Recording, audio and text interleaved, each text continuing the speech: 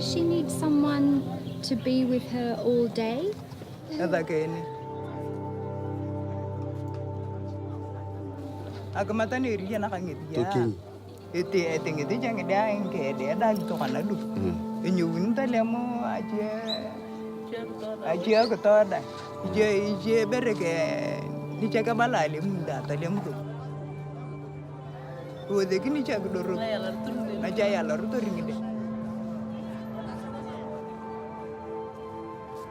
We're not allowed to say that she's going to have an operation to fix her eyes.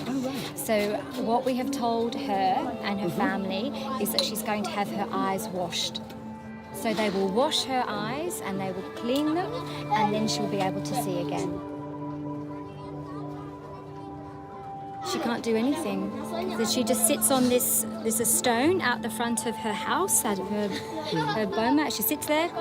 That's what she does all day. All day. Yeah. So once she can see better, then suddenly she has different responsibilities because she has 5 grandchildren. So she can now look she'll after be them. exactly. She'll be able to take care of her children. She'll be able to do some small errands like go and get some sorghum, things like that. And also they have chickens here. Yep. Keep an eye on the chickens.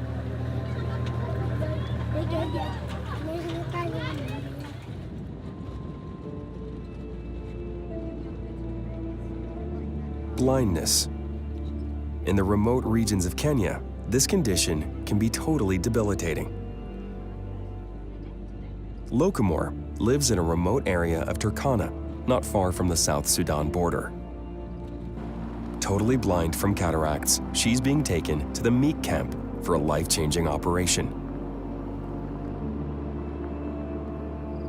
The Meak charity runs eye missions to some of the most remote and inaccessible regions of Kenya, restoring sight to a people that would otherwise live the rest of their lives in darkness.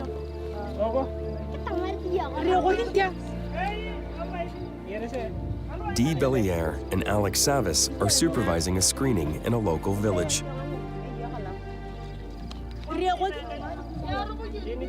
48 cataracts to find in, before it's dark, 2.5 hours. No problem. The good news is the truckers arrived with the tents. Yep, that's good. So we have So somewhere at least they can start tonight. to set up camp. News has just come of a blind and injured woman in a neighboring village. Dee and Alex set off to investigate. This is really bad. She's just going to be left there now. Who's going to come and help her? Because she's blind and she's got a broken femur. So she waited 11 months in a hospital in the refugee camp, and she was taken away because they didn't do anything for her. She also has cataract. Yeah. This left eye. Yeah, she's got trachoma and a cataract. Yeah. Can she make the journey? Because this road is bumpy.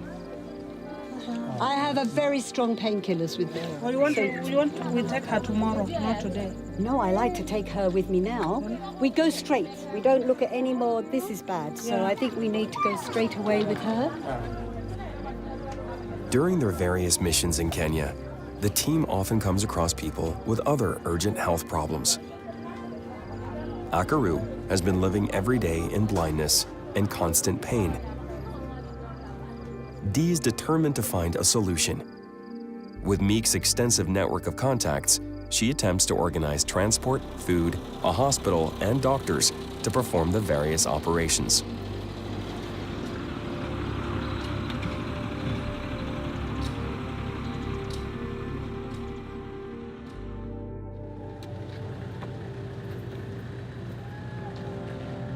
Meanwhile, Lokamore has arrived at the Meak medical camp where she will await her operation to remove the cataracts.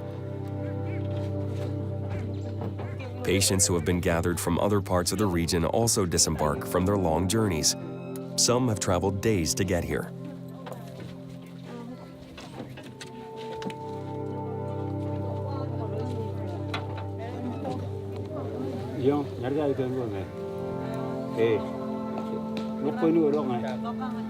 As Lokamore waits with her granddaughter in front of the operating tent, some final examinations are performed.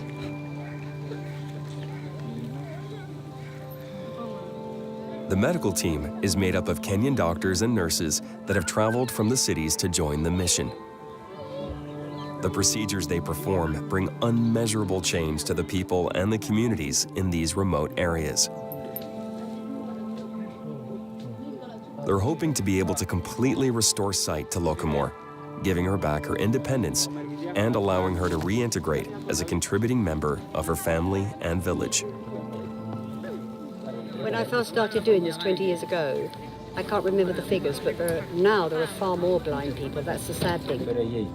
Apparently, only Meak is the one charity that's going out into these remote areas. Yeah, there's nobody else. Can I see where the snake, exactly where it bit her? Can you show me?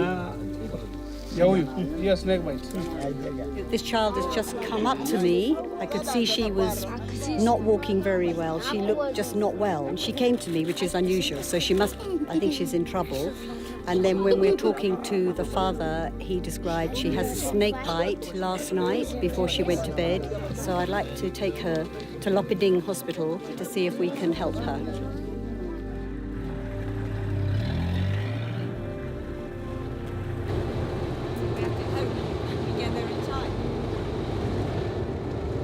She's holding on anyway. Look, her leg is swelling. Yeah.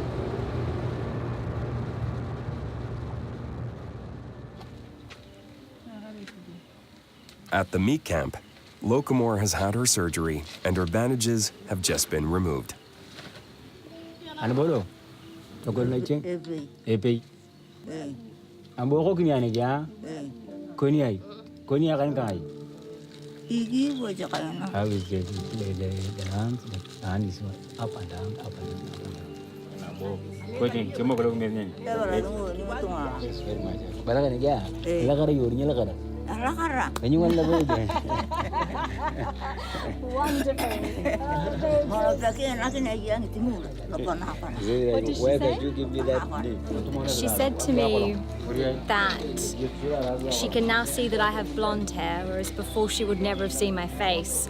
So she was doing this, and we asked her what she was doing, and she said that she would like to see me dance so she can see my hair wave around when I dance. Oh, that's gorgeous. I love it. Now we're at the hospital at Lopiding, right near Lokichogio, where we have brought Ekadeli, who's 10 years old, the little girl that we found this morning who'd suffered a snake bite last night.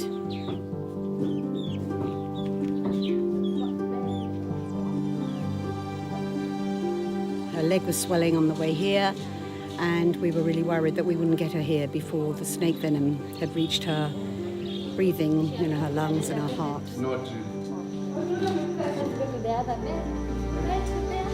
Now she's just been admitted to the hospital and she's had an injection of antivenom, and we've left her there and for the night, and we'll come back in the morning and hope that everything's been done that's necessary to help her. The father is with her. He's actually got cataracts, so we'll do him on the way back. When we take her back, we'll go back to our camp and do his operation, and hopefully bring her with us alive and well.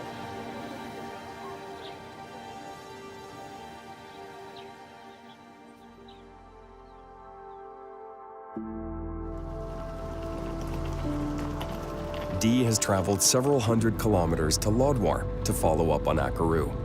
After having her cataract removed by the Meak team, Akaru has made the long journey to Lodwar Hospital, where Dee has found an orthopedic surgeon who is willing to operate on her leg.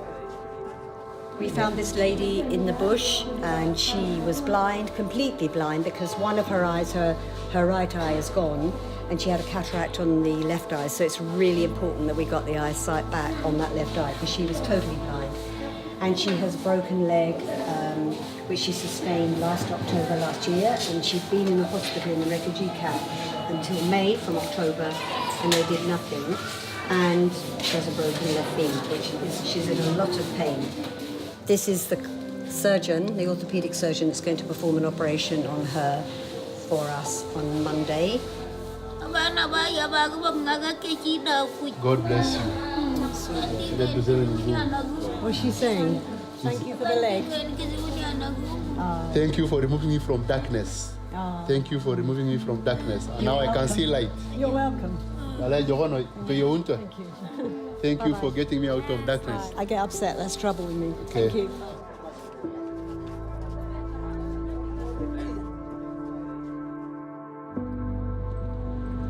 Locomore is now on her way back home to her village and her family.